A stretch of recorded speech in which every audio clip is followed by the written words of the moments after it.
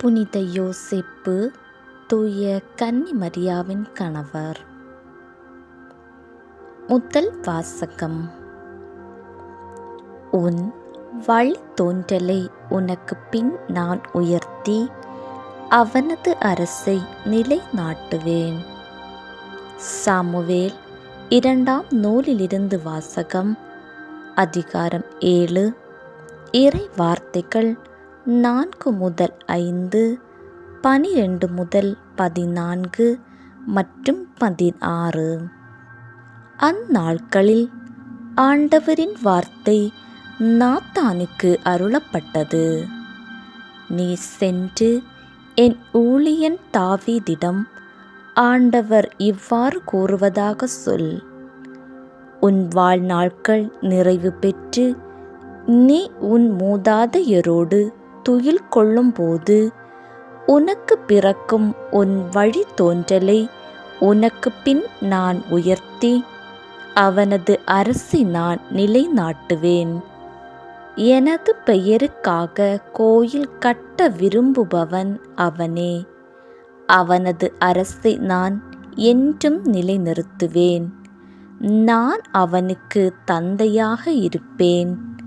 அவன் எனக்கு மகனாக இருப்பான். என் முன்பாக உனது குடும்பமும் உனது அரசும் என்றும் உறுதியாயிருக்கும். உனது அரியணை என்றுமே நிலைத்திருக்கும். ஆண்டவரின் அருள்வாக்கு. இறைவா உமக்கு புகழ்.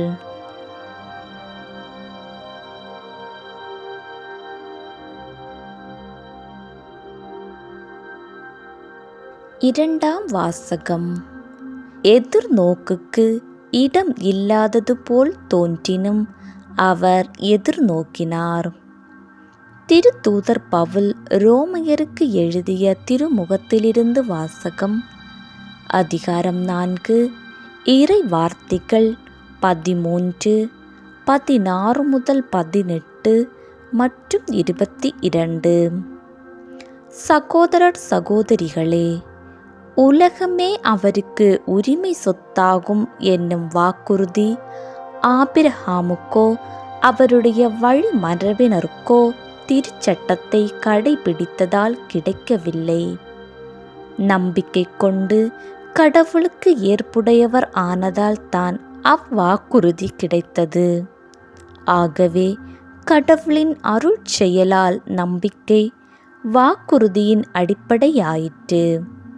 இவ்வாறு வாக்குறுதி ஆபிரகாமின் வழி வந்தவர்கள் எல்லாருக்கும், திருச்சட்டத்திற்கு உட்பட்டோருக்கும் மட்டுமல்ல, அவரை போல கடவுள் மீது நம்பிக்கை கொண்டோருக்கும் உரியது என்பது உறுதியாயிற்று.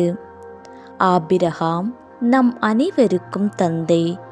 ஏனெனில் எண்ணற்ற மக்களினங்களுக்கு உம்மை நான் தந்தையாக்குகிறேன் என்று மறைநூலில் எழுதியுள்ளது.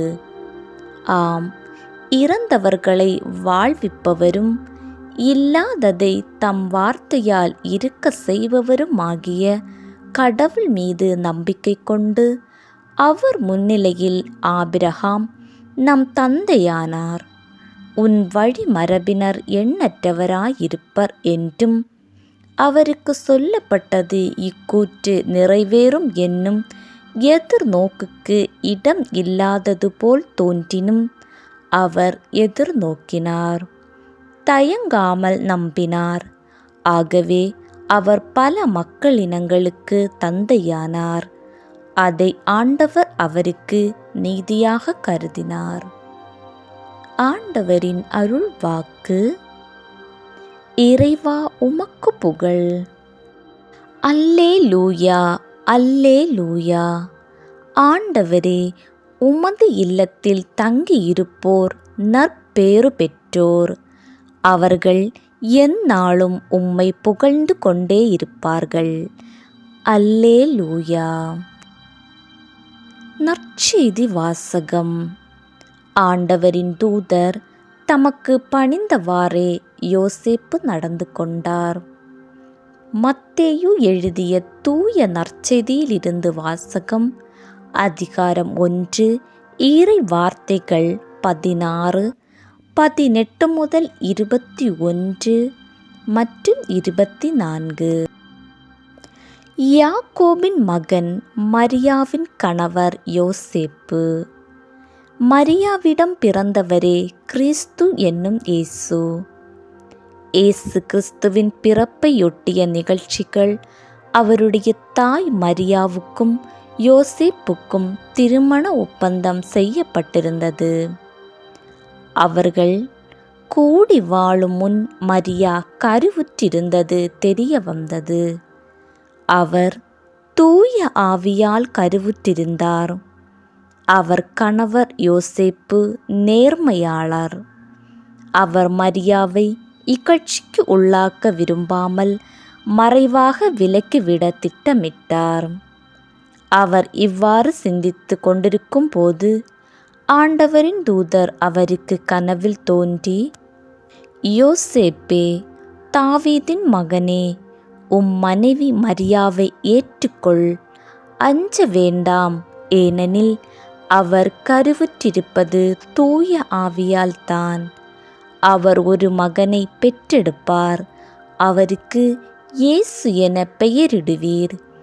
ஏனெனில் அவர் தம் மக்களை அவர்களுடைய